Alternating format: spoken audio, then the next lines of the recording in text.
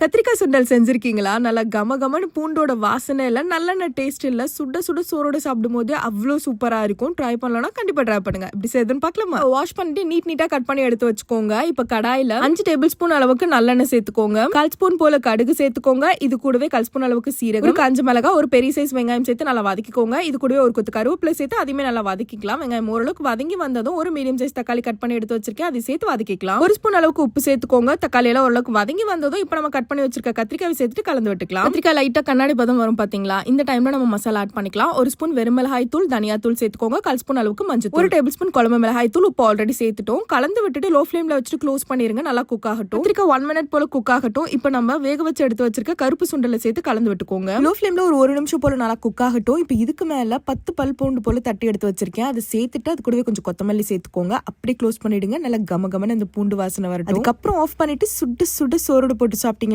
வேற லெவல்ல இருக்கும். ரசம் சாதம் கூட இன்னும் சூப்பரா இருக்கும். கண்டிப்பா ட்ரை பண்ணுங்க. மறக்காம நம்ம பேஜ் ஃபாலோ பண்ணிக்கோங்க. பாய்.